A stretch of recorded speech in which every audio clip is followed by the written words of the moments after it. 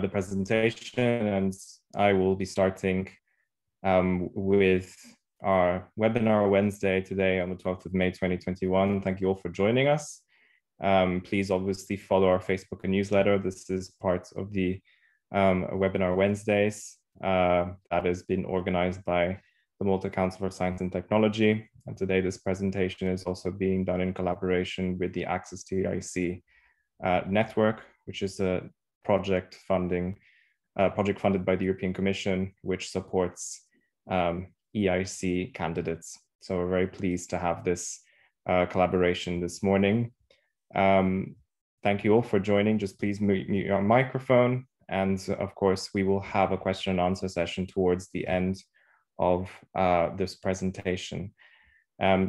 So just to thank you all for joining us. Today, we will be giving an overview, of course, of all of the funding support available within the Horizon Europe funding framework, as well as the support locally as well that is being provided by the Malta Council for Science and Technology, and also the support being provided by the Enterprise Europe Network. So the agenda for today, we're just going to be going through what the European Innovation Council is and how that interacts and how that is connected with Horizon Europe. And we will be going through how the funding works between the Pathfinder Transition Accelerator program within the European Innovation Council. We'll also be looking into very briefly on how cascade funds work as well, as this could be, of course, key to seeking support for your SME or startup. And we will also have a little bit of an overview of what tools are available to help you support your EIC application. On top of that, we will also be joined by our colleagues at Malta Enterprise, who will be presenting the Europe Enterprise Network, which MCST is obviously a part of as well. And our colleague, Brigitte Tanti, will be presenting that. And Stephen Borge from the MCST Fusion R&I unit will be presenting the Fusion program, specifically the TDP. So thank you all for being part of this webinar today and to give support to all the great SMEs out there. So to start off with the European Innovation Council, for some of you that may not know what the European Innovation Council is and how this basically interacts with Horizon Europe. So this year, obviously, was the launch of Horizon Europe. In February, Malta launched officially Horizon Europe, and as well as, of course, the European Innovation Council, which officially saw its launch in March earlier this year. So how does the EIC interact and how does it work within the structure, with the funding structure? Well, Horizon Europe is obviously over 95 billion euros of funding in research and innovation, and a part of this, a majority, of course, of this funding is going into a lot of research and innovation. But as you can see towards the right-hand side of the slide there, number 3, which is Innovative Europe. So really the point there is to bring most of the market and technology being developed at research stage into the market. So a new pillar was developed called Innovative Europe, and that's where you will see a lot of the market-oriented, or at least funding that is really pushing, let's say, projects to the market. So, and also support structures such as the European Innovation Ecosystem, and of course the European Institute of Innovation and Technology. So the European Innovation Council, which is part of that third pillar within Horizon Europe, what's the approach to the EIC? Well, it is considered to be a one-stop shop really for breakthrough tech and marketing in innovators. So any innovator, whether you are even a university, a small startup, an individual as well, the European Innovation Council is considered to be a one-stop shop for innovators in general. But in this, obviously in this program, there are different funding instruments. I mentioned the 3 different funding instruments that are actually quite different to each other, and that's what we're going to go through today. But in any case, any of the innovators or stakeholders that are in the innovation game can apply to any of these three separate programs, but they're all very much interlinked. And of course, there is a part of the EIC which is based on more of the support structures, the business the business ecosystems and the communities, and that's where a lot of the support it's not just the funding, but there's actual support for your project and your innovative idea, which is then being brought into the ecosystem, through the ecosystem to your application. So there's quite a lot of support being offered as well within the EIC. This is mainly the three main programs that we have within the European Innovation Council. I'm going to go through all three of them today very briefly. The Pathfinder is considered to be a very structured approach to the innovative cycle. So it is really looking into the science that is being made at obviously the scientific level, and then taking that science into the more market-oriented innovation. So the Pathfinder is really open, as we will see, to universities, to startups, to research organizations that collaborate together to build a project. The transition really is the transition, as you can see, as you can maybe understand, is that it actually is taking that research and technology done from the earlier stage and trying to understand what market potential there is. Whilst the accelerator is really oriented towards new technologies that have already been developed and that have the potential to scale the market, and thus the accelerator literally accelerates that company into a more global presence in Europe and around the world. And all of these programs are all supported by the novelty this year, of course, which is the business acceleration services. So we have a new service being provided through the European Commission, and that will cover all of the three programs, which is the business acceleration, which are basically mentorships.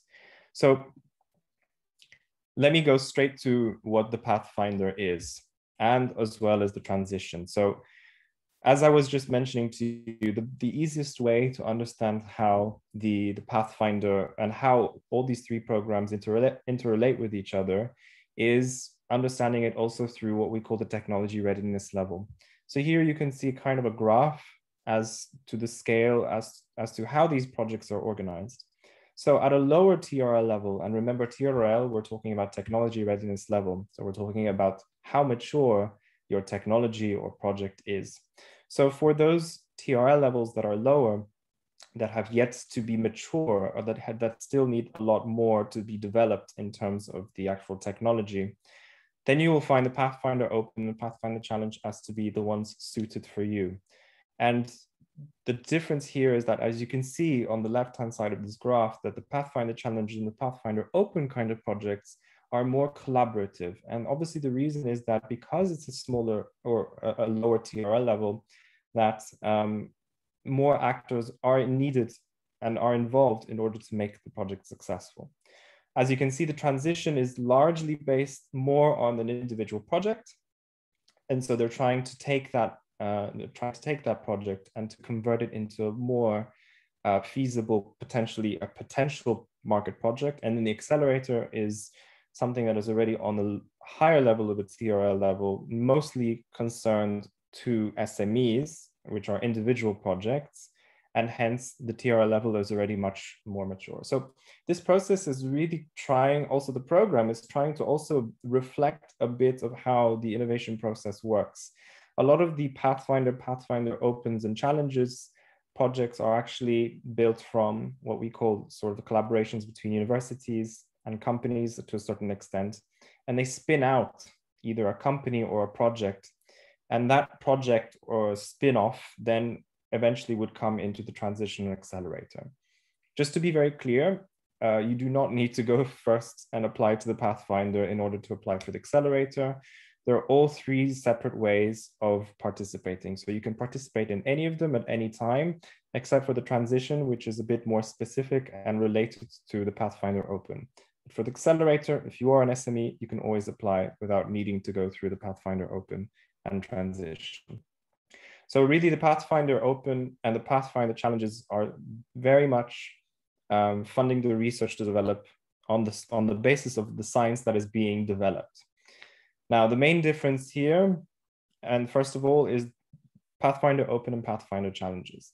The difference here is that Pathfinder Open is a bottom-up approach. So I can come up to the European Commission and I can actually develop my own project or my own idea into the Pathfinder Open and Pathfinder Challenge, into the Pathfinder Open.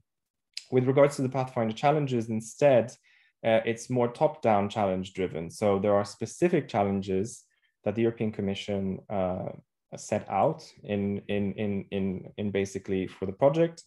And that's where consortia, again, the same kind of consortia, then build a project that are targeting that challenge. And now the Pathfinder Open has one call open this year. Unfortunately, the deadline is very close, so it's unlikely that you will be able to apply for that. But the Pathfinder Challenge, instead, it's still open till October of this year. So the Pathfinder Open, I will go through this very briefly because, again, the deadline is very short. But I will very basically go through the whole concept of what Pathfinder Open is. Again, it's all about collaborative research. And basically, in order to be successful in Pathfinder Open, there has to be obviously a radical new technology. So the kind of projects or the kind of technologies that are being developed in Pathfinder Opens is obviously radically new technology, science that is breakthrough, and basically a high risk and high gain research.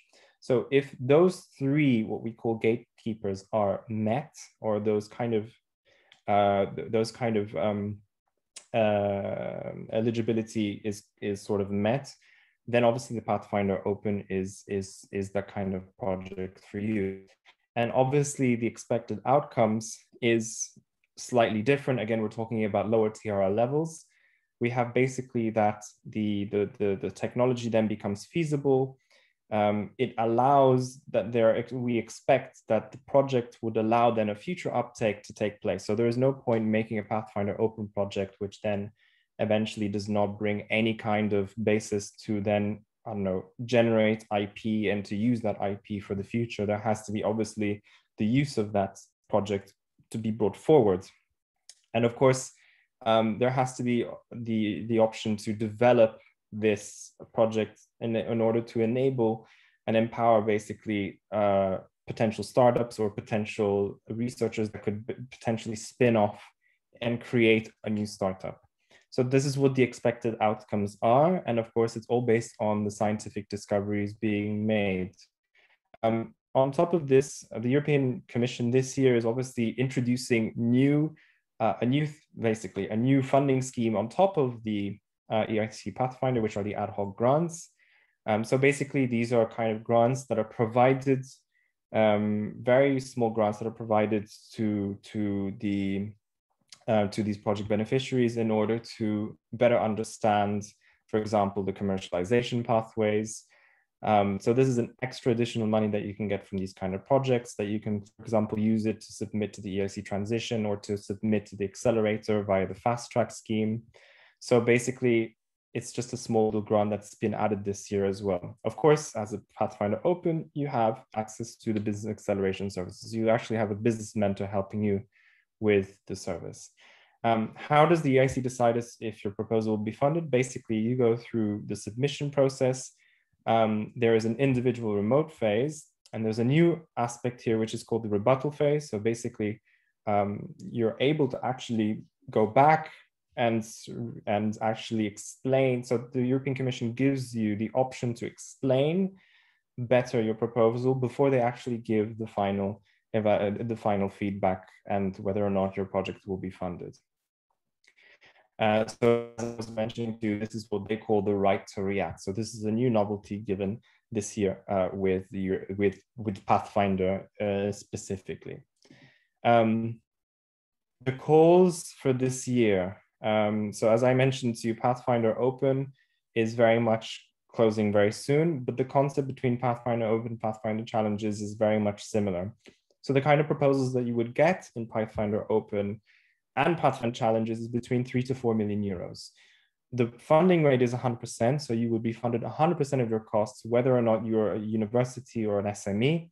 But again, the difference here between the Pathfinder Open and let's say the transition and accelerator is that this is a consortia-based funding opportunity. So this has to be done with a consortia of partners from 3 different member states or associated countries. The difference we will see now is with the Pathfinder Challenges that there are specific conditions under specific Pathfinder Challenges where you can have one SME that can actually apply to a specific challenge. So for this year, there actually is a difference here that a single entity can apply to the Pathfinder Challenge. You can at the same time, of course, have a consortia with regard to the Pathfinder Challenge. So if you are an SME and you do want to apply for a lower TR level, the Pathfinder Challenge could potentially be an option for you as well. So but the only difference is that there are specific topics that have to be met, and the actual deadline is the 27th of October. So that's actually a bit more feasible. And as I was mentioning before, there are also the ad hoc grants that would help you in terms of the commercialization. So the challenges, again, the concept is very similar in the sense that whilst the EIC Pathfinder Open was a more bottom up, there is a more, let's say, there are what we call the EIC Pathfinder Challenges, which is more top down. And again, the TR levels are quite low. So the only difference is that there are actually specific topics that have to be met. In conditions apply, it has to be an ambitious idea, it has to be a new technology, and it has to be breakthrough in terms of new technology and development. These are the challenges that we have for this year. Obviously, what we have as well this year is that we actually have dedicated program managers, which are basically people within the European Commission that are actually kind of managing these challenges. So you would actually have someone in direct contact with within the European Commission. And these are the 5 challenges related to that call. Basically, this is a bit less of an important part, but essentially what will happen is through these portfolio challenges is that some projects will actually interact with other projects as well. So which is why that's what they call a portfolio approach. In terms of the actual, the challenge guides, these are basically an understanding of the objectives of the challenge. So these are basically, they would help you understand and determine certain aspects of the specific objectives of the challenge. And they will obviously be published very soon in terms of that. The expected outcome is very much similar to the Pathfinder Open. So it has to be very much related to the challenge itself, but it also has to have some form and basis of actually exploiting that for future use. As I was mentioning to you, the application for the Pathfinder Challenge, you can actually be a single entity as well. At the same time, you can also be a consortia with at least 2 single independent legal entities. But these must be from two different member states. So if I am an SME in Malta and I have another company that I would like to work with or another university that I would like to work with, that university or company has to be outside of Malta if you are just 2 people. That has to be very clear. The evaluation procedure is very much similar. There is a remote evaluation stage. There is a committee phase that they will evaluate basically your actual project. And essentially this comes also with the Pathfinder ad hoc grant. So you will be, as well as with the Pathfinder Open, you will have the opportunity to potentially then have access to the ad hoc grants.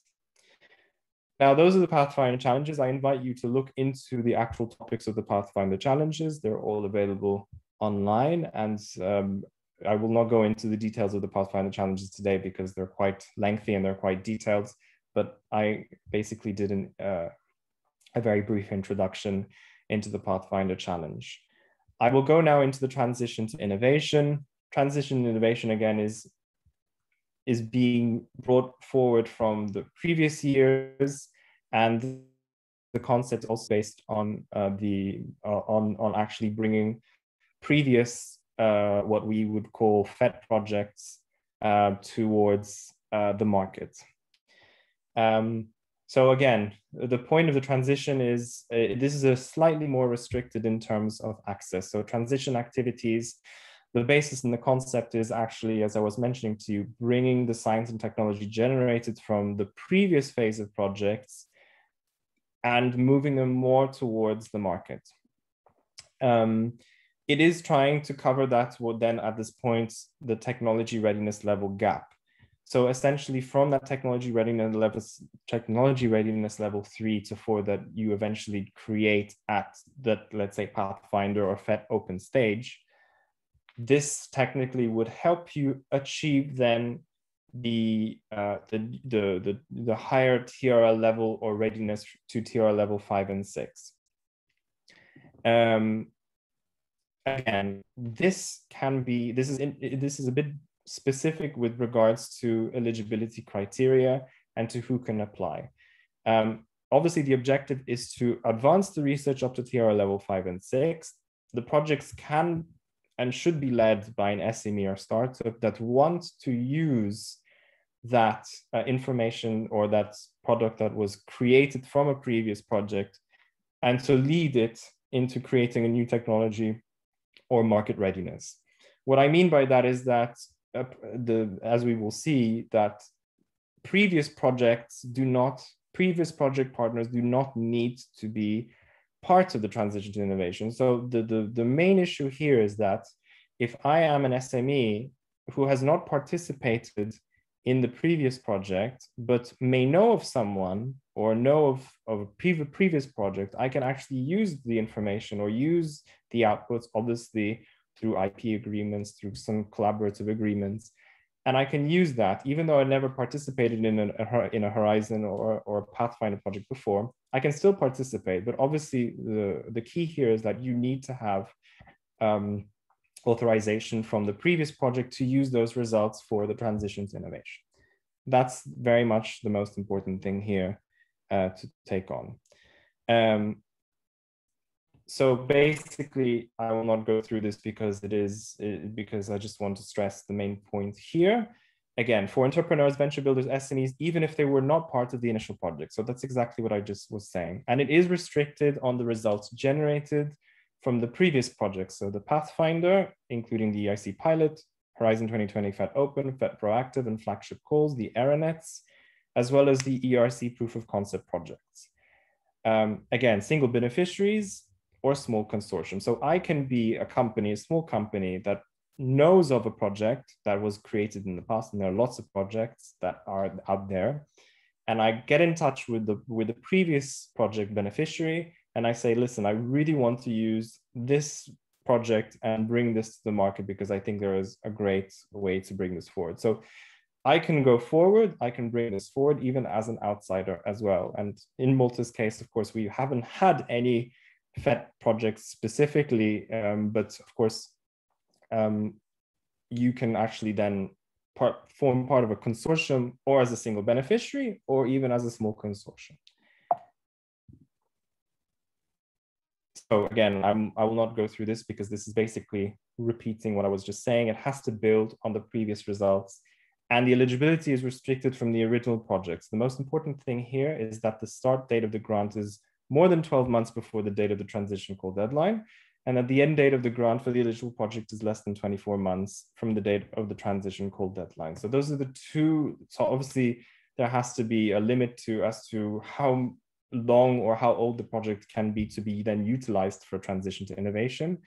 You don't have to be the owner of the IP, as I mentioned, but you have to have the right to use the IP. As I was mentioning, there is a closing date for the Pathfinder Open and Pathfinder Challenges. The expected budget is about €2.5 million. Now, as there is Transition Open, there are also Transition Challenges as well. And these are the two topics that are available this year: energy harvesting and medical technology and devices from lab to patient. Again, there was a lot of detail about these challenges, which I invite you to have a look at. In terms of the evaluation procedure here, there is, of course, a whole process with regards to the remote evaluation phase. as well as there is an actual face-to-face interview as well, which is slightly different to what was done before with regards to the Pathfinder, which is mostly done remote. Of course, there is the evaluation criteria with regards to EIC transition. I will not go into too much detail here, but essentially there is a high importance with regards to, as you can see, the first two elements, the excellence and the impact. So there's the weighting is obviously, the threshold is much higher. So you need to really show and prove a technological breakthrough in terms of the technological feasibility as well, but as well as the impact, the threshold is much higher as well. So you need to show the business market and fit, and the entrepreneurship, the partnership and investment readiness as well. Again, with regard to the transition, you can receive ad hoc grants of 50,000 euros. The 50,000 euros is, again, negotiated on an ad hoc basis. Again, you could take a transition project and then submit it to the accelerator via the fast track scheme. So basically, these are kind of one-to-one 15 grants that are negotiated with the commission, and you can obviously, there is no specific rule as to how you can use the 50,000. It's actually negotiated on a case-to-case basis. So I've gone through the EIC transition and EIC Pathfinder. I've gone through that very quickly because I know that we're a bit tight on time. And I just want to go through on the last point, which is the EIC Accelerator, which might be a bit more of interest to all of you. So the EIC Accelerator program is, as I was mentioning to you, on the last end of the technology readiness level scale, targeting specifically towards SMEs. Whilst the previous projects and programs, they have the participation of SMEs as well, and as well as in collaboration with universities, this is actually targeting SMEs and startups that want to scale up. So this is really the bread and butter of the EIC program. It is one of the most popular programs of the EIC because it obviously is the most accessible in terms of the funding scheme itself, and how you can apply with your innovative idea as a company, as a startup. Now, the point of the EIC Accelerator is that startups and SMEs that want to scale up, they already have a technology that they've developed, and they just want to bring it to a new market. The point that I would like to stress here is that the EIC Accelerator is really looking into technology-based breakthroughs and the potential to scale globally. So in terms of the actual kind of projects, you know, the most successful ones are the kind of the deep tech projects, or the technology-related companies. Not only technology-related companies, there's a lot of also energy or medical biotech companies, but the main point here is that they're all based on deep tech. And it's really based on companies that have a really good idea, but it's very risky to invest in. Who can apply? This is very interesting and very important. First of all, obviously an SME can apply up to, obviously within the definition of an SME. This year we have a new eligibility criteria, which is the natural person. So I can even be, for example, a researcher. I can be someone who has an idea or who has created something, not from a legal point of view, and I can still apply to the EIC Accelerator, the SME. However, you are expected to establish your SME by the time if you are selected, you need to establish your company by the time you sign your contract. So once you win the contract, you are expected to then become a company. This is also being open to investors that want to invest in an SME and that want to submit the proposal on behalf of that SME, so investors can apply as well. And in these cases, I was mentioning to you, it's open to third countries. So we might have a company in India that has a great idea and they want to relocate to Malta. They could do this through this program. So this is also very good and also a great tool for many, even for our partners that are based in, for example, that would like to bring more companies into Malta. this is actually a very interesting prospect for companies that are based outside of the EU who want to relocate to Malta, for example. Now, as I was mentioning before, the previous program, so the Pathfinder and the transition was all based on grant. In this case, the support you can receive is not just based on grant. We have a new thing called the investment equity-based funding. So generally speaking, the most common form, let's say, of funding is through a grant. However, with the EIC Accelerator, and especially with the new EIC Accelerator, there is a heavy emphasis and a strong push towards companies taking up investment as well. What does that mean? Basically, the grant is used to develop your product up to technology readiness level 8, as you can see in the first box on the left. And then the investment component, which is basically the European Commission buying shares into your company, would be used for technology readiness level 9, hence deployment and scale up. So if you have to do any marketing campaign, or if you have to go into new countries, and you need to deploy in that new technology into a new, or the company, and scale up into new markets, that's where the investment component comes in. You can still apply to just the grant, and you can also apply to just investment, but the majority of companies usually take grant and investment, just as I mentioned in the top left corner there. The minimum investment component is 500,000, a maximum of 15 million.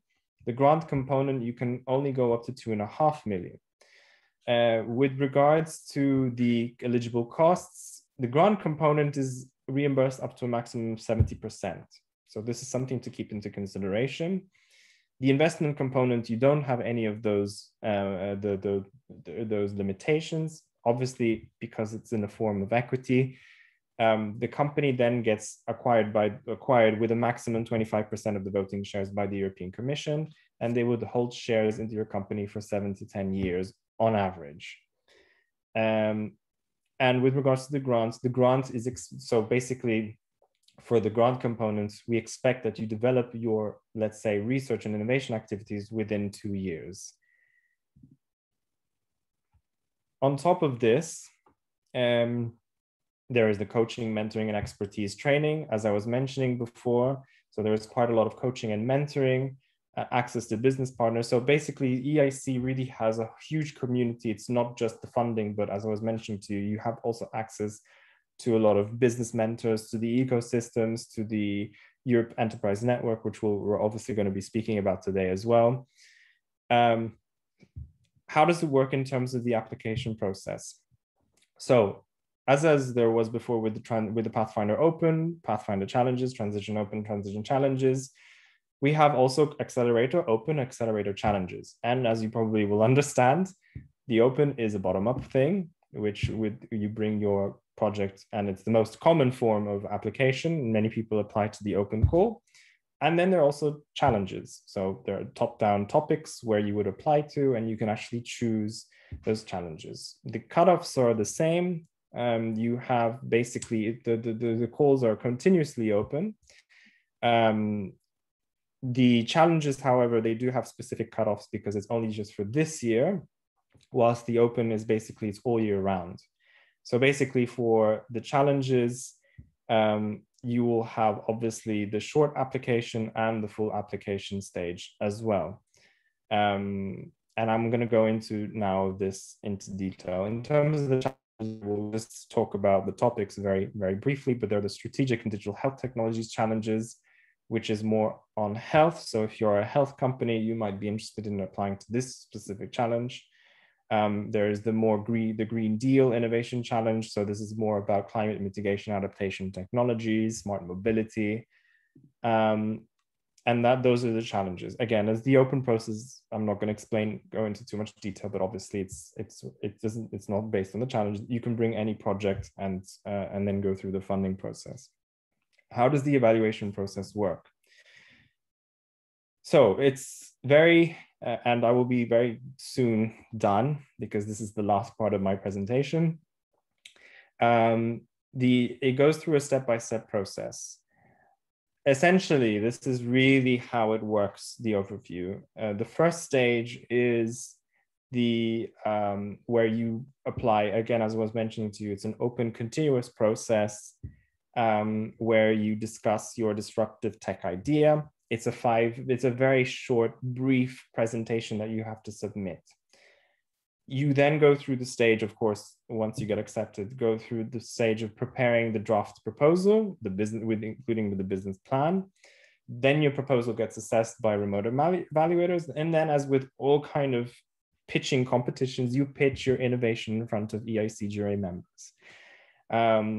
At the same time, of course, if you do request the investment component, once you sign, let's say, the grant component, if you applied also for the grant component in parallel, you will also then go through the process of the due diligence, which usually takes about half a year. But actually, recently, we've heard that this takes quite a lot of time. So the investment component does come later, but if you apply for the grant, you immediately start with the grant without waiting for the investment component.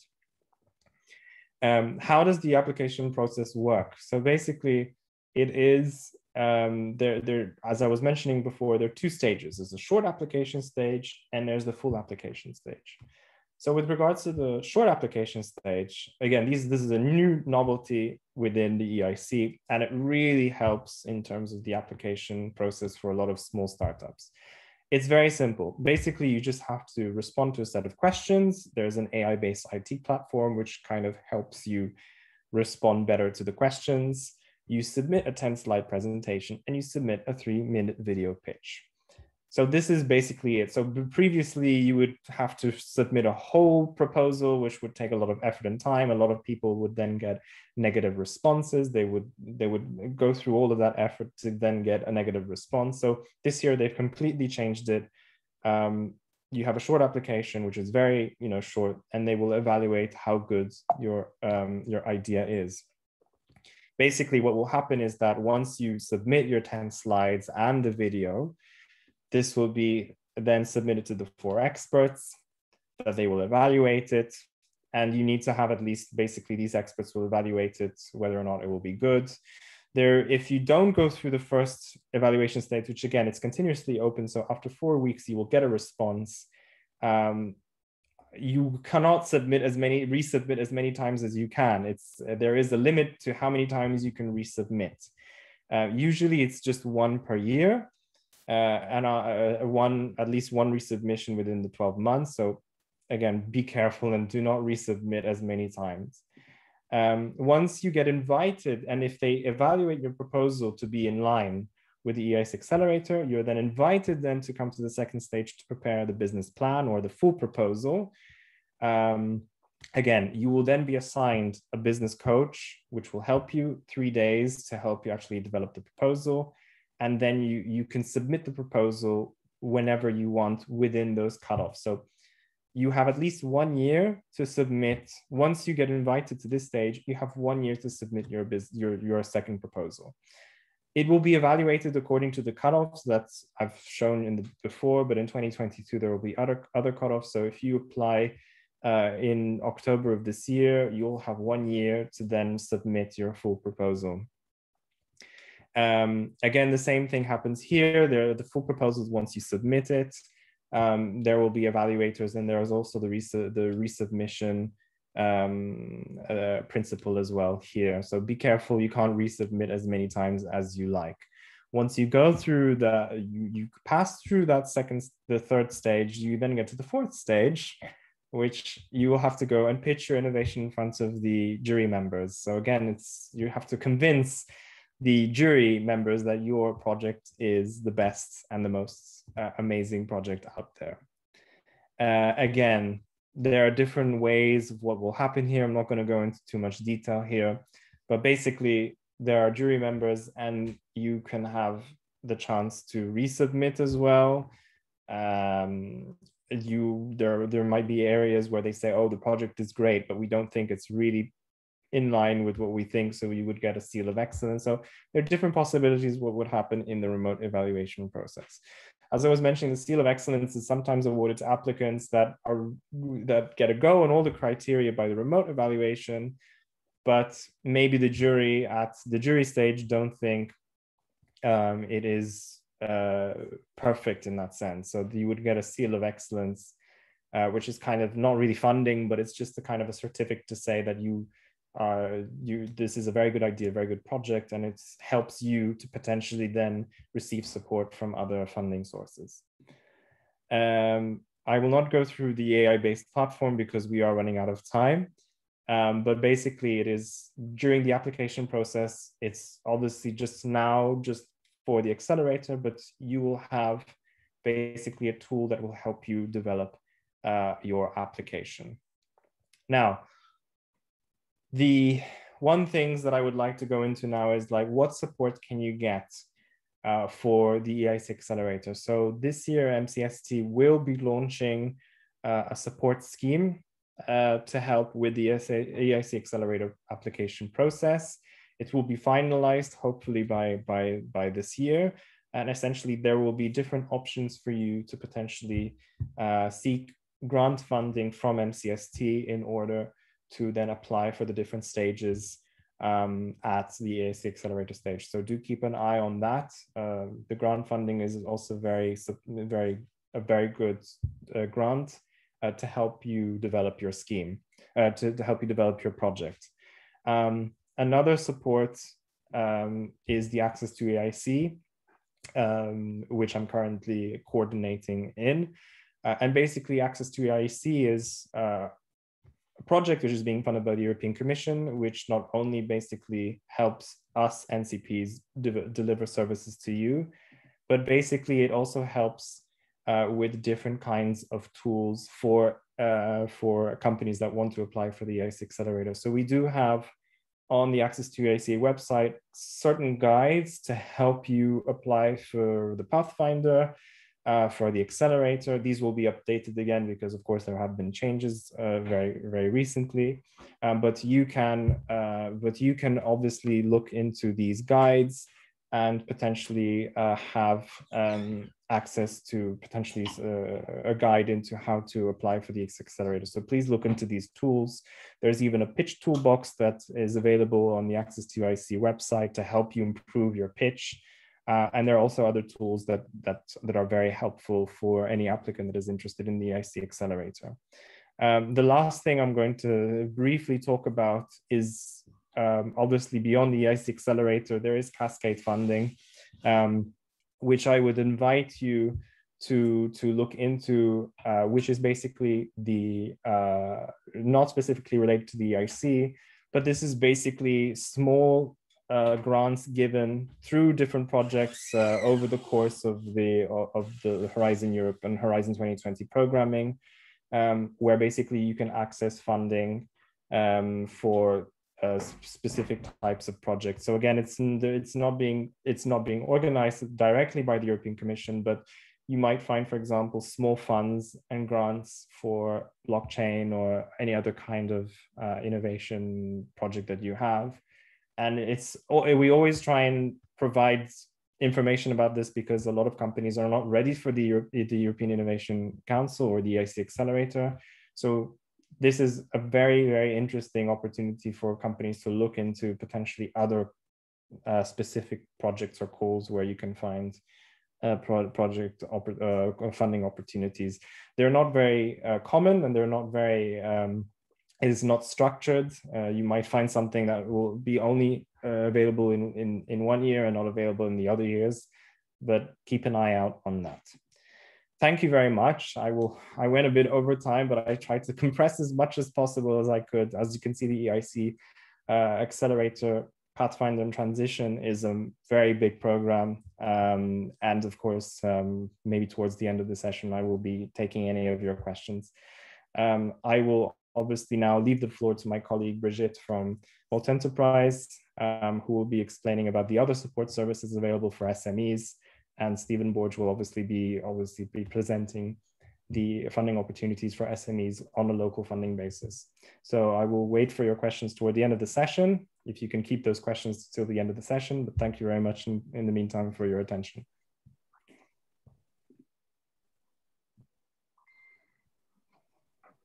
Thank you very much, Steve. I'll start sharing my screen. I have a very short presentation because I know we're a bit pressed for time. So, okay, can you just confirm that you're? Yes, I see it. I see it. Okay, let me just try to put it in slide. Okay. Okay, so hello, good morning, everyone. I'm Bridget Tanti from Malta Enterprise, and I'm also the project coordinator of the Enterprise Europe Network. As explained by Stephen just before me, we are now going into a phase where support for innovative companies and sustainable growth is very much on the direct focus of the Commission. And we are about to start a program which, as you saw, has a lot of focus on supporting companies, especially SMEs, do that extra step and taking maybe a research project directly to market. The EIC actually ran, just to put everything in context, ran a pilot project before actually arriving at the documentation that Stephen just showed us. And during the pilot program, it became apparent that there were some, not cracks, but there were some companies or researchers that were falling between the stools. And for instance, you have an SOE, a seal of excellence company that got the seal, but then found it difficult to move forward, to find the appropriate funding infrastructure or to the right tweaks to improve the proposal. Another sort of category of companies that was sort of not actually supported so much transpired to be companies or SMEs that were actually led by women.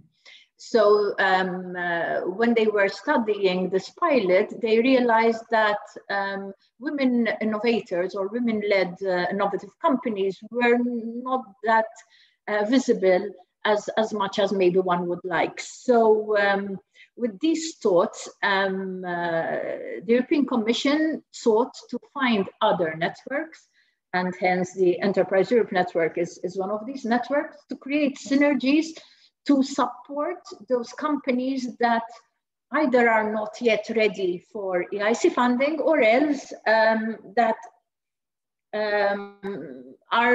can't as yet be eligible under one particular support measure that Stephen mentioned.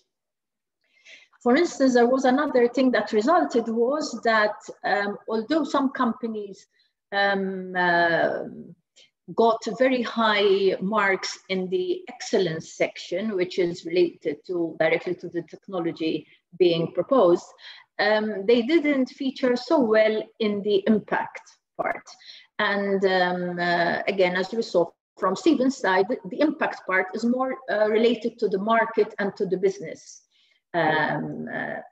component of the whole project. So these are areas where the Enterprise Europe Network was thought to be the most suitable, the most appropriate to help these companies. So after the SMEs present their proposal, submit their proposal, they get the evaluation results, and then they get the comments and see, then it is then the EEN, the Enterprise Europe Network, that will intervene to prepare them for a better result next time round. So if I just go quickly to my next slide, I see from the participants list, most of you know us, and so I will not dwell too much on this. You know that we have this geographic coverage. We are now in 64 countries. We started within EU member states, now we're in 64 countries. So we see we have 600 offices in Malta. We have one consortium, but we have 4 office nodes. So you can find us either at Malta Enterprise, you can also find us at MCST, you find us at the Malta Chamber of Commerce, and also at the Malta Business Bureau. So we offer exactly the same kind of services. So for any additional support or information, you are most welcome to go to the office that you are most familiar with. But this coverage is an important characteristic, because it is, I think, the only kind of network funded by the European Commission that has this kind of geographical coverage, but also sectoral coverage as well, because we have 17 different focus sectors. So we have expert and technical advisors in these different industrial areas. So if you are in medtech, for instance, you will find experts there. If you are in fintech, you will find experts there. If you are in manufacturing, in plastics and materials, you will find exactly direct support, which is really customized to our clients' needs. And I think that is our forte, our strong point. Over the past 7-8 years that we've existed, this is, if I have to say, the portfolio that was on offer to our clients. So basically 3 pillars, very much active on cross-border partnership, on commercialization. We were also providing advisory support on, I would say, normal business issues. And then after the 4th, 5th year, we introduced the innovation support. That was in time when Horizon 2020 was really going forward very strongly.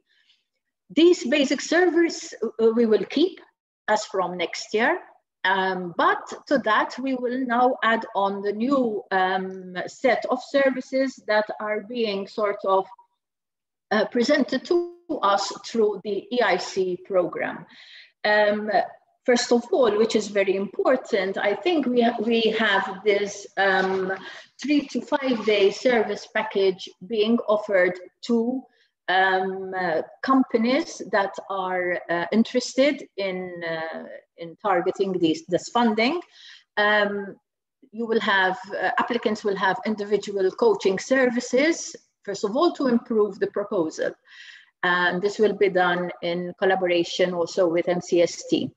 And also, if the proposal was submitted and wasn't that successful, then as I mentioned before, we will be able to help the applicant source other funding. So, and this will come through the expertise being generated within the network, not only on a national or local level, but remember that as a network, we have access to business advisors and technical advisors also abroad. Another very interesting development for this new EIC program is that they sort of identified some regions, countries that weren't doing very well as the other countries. And these are called widening countries. Just, I mean, the phrase isn't that glamorous, I suppose, but I think from what the Commission's intention was that they would like to see this support to innovative companies being widened as much as possible.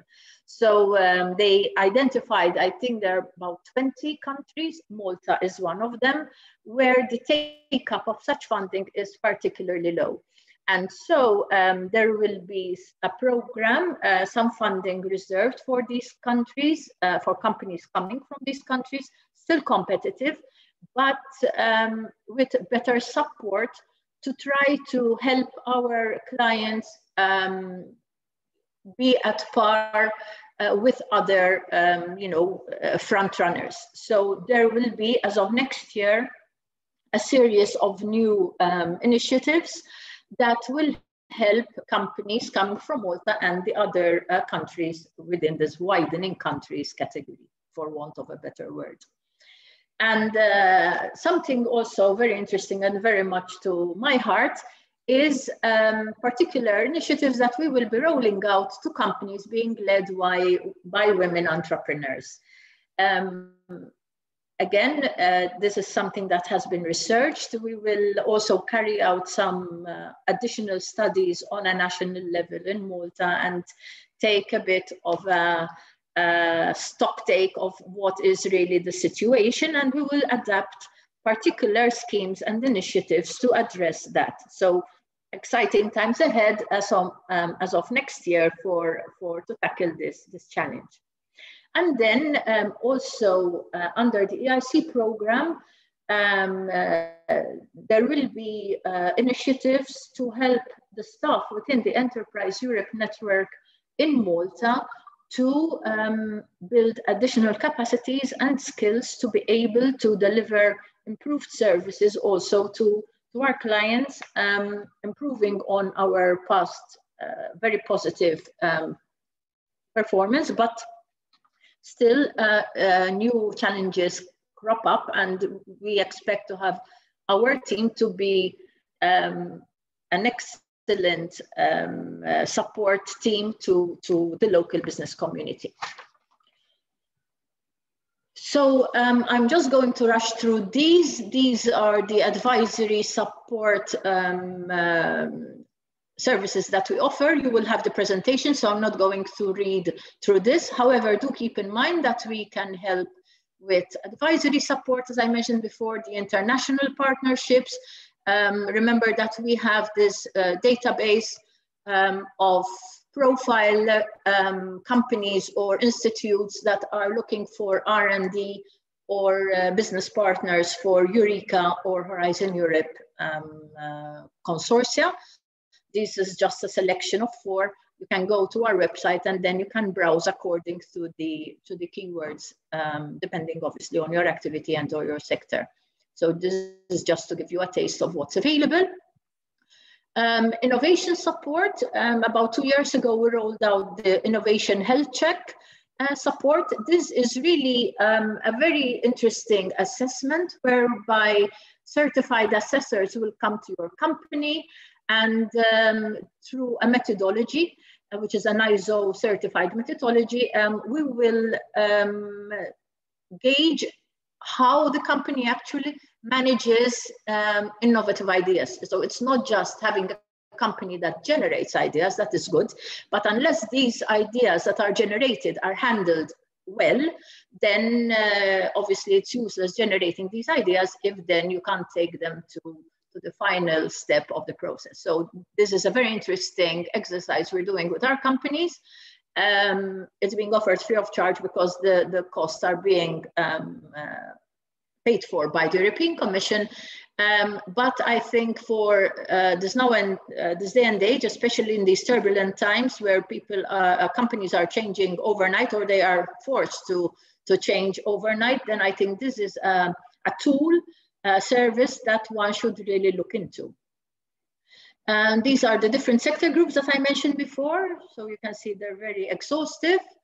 And lastly, I apologize for the rush, but I know we're running late, but these are our contact details. So at any point in time that you'd like to get additional information, or maybe I wasn't clear on any kind of part of this presentation, you can definitely reach out to me or to the rest of the team and get additional details. So I think that's it from me. Stephen, I don't know who's next on. Yeah, on thanks, Bridget. Yeah, thanks for that. I think Stephen Borge will now present the R&I Fusion program. So take it away, Steve. It's all yours. Yes. Hi, everyone. So I'm going to be your second Stephen for today. Let me just share my screen.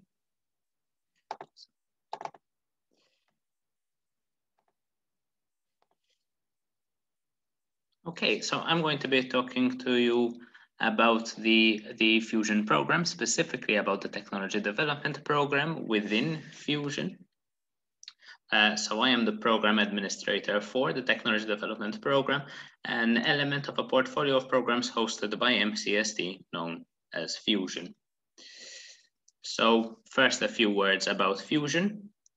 Fusion is a wide portfolio of programs targeting applied research across a wide range of technology readiness levels. It begins with the early stage research excellence program. It also offers a feasibility study in the form of the CVP, or the commercialization voucher program.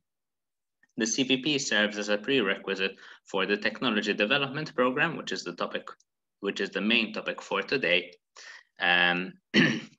which funds the innovative development of a product or service. And along with the TDP, so in support of the TDP, there are also the optional vouchers which help, which aid in technology transfer and the protection of IP from anything that comes out of the technology development program.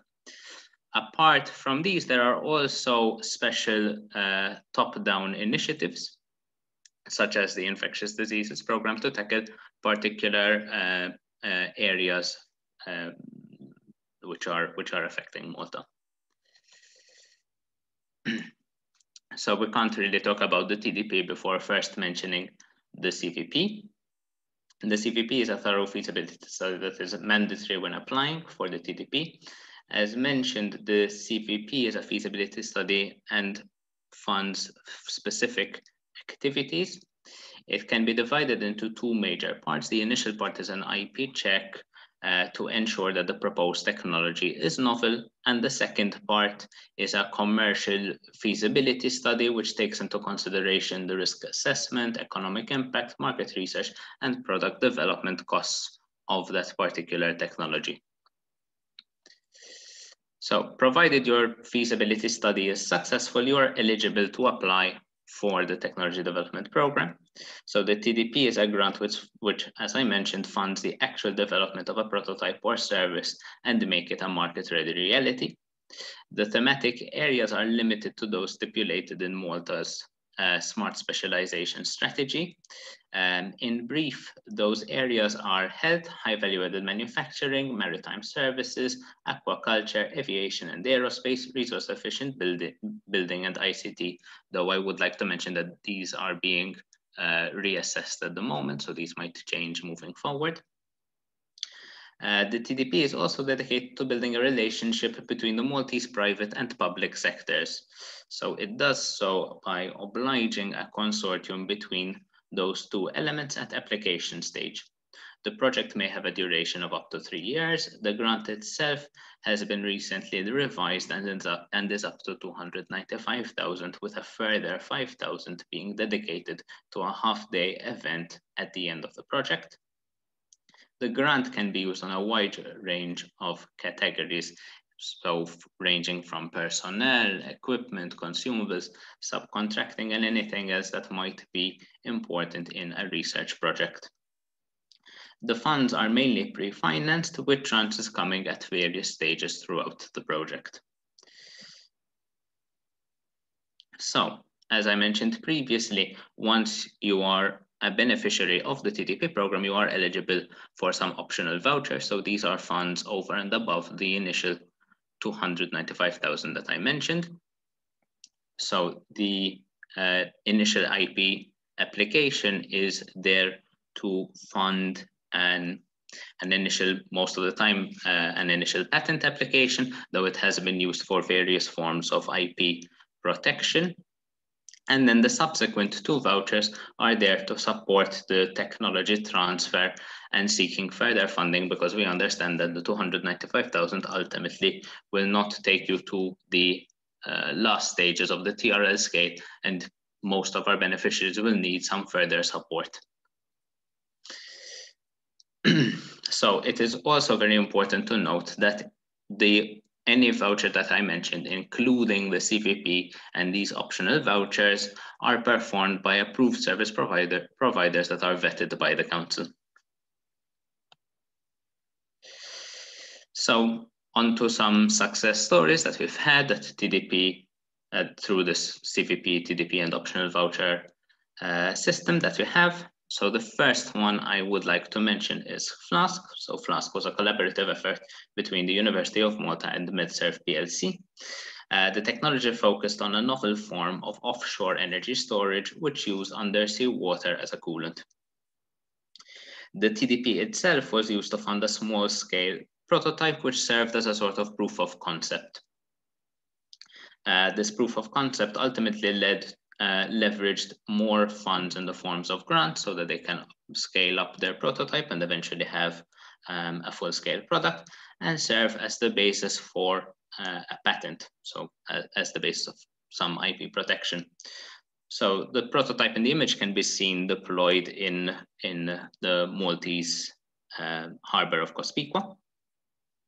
Ultimately, the project through a spin-off company has been considered successful and is currently continuing development.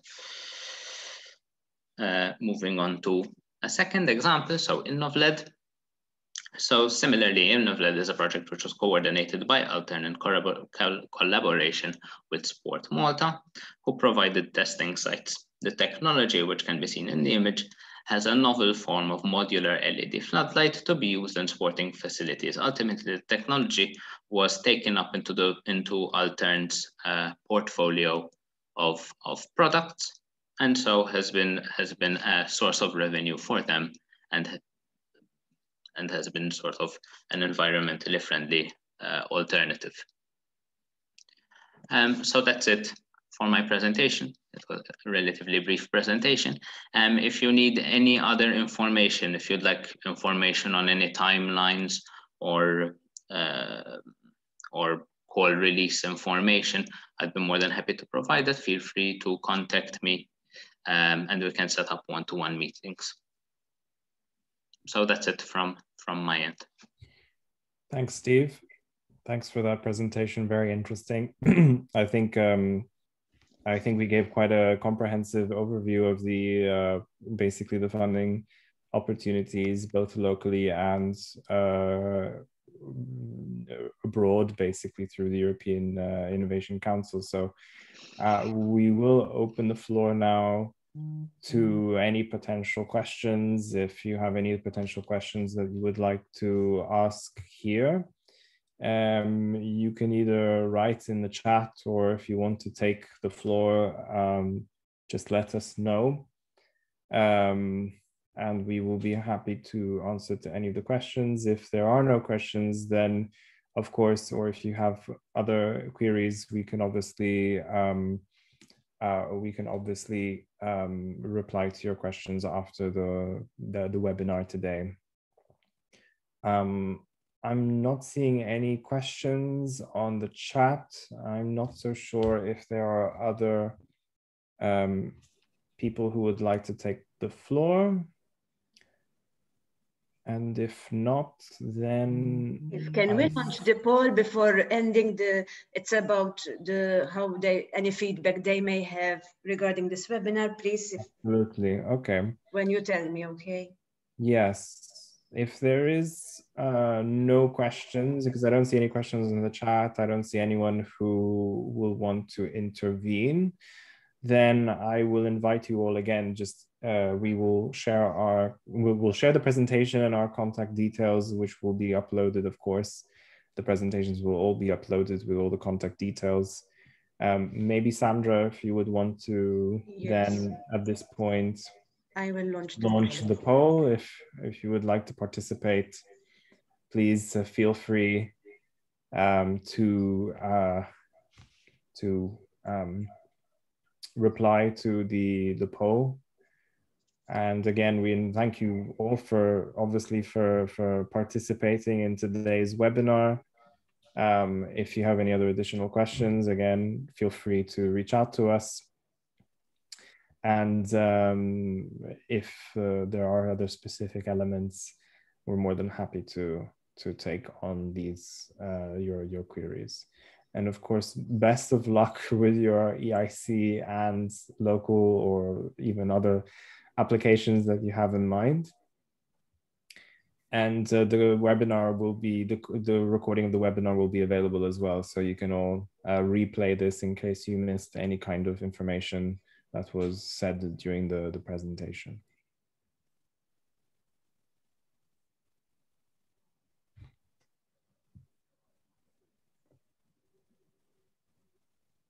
All right.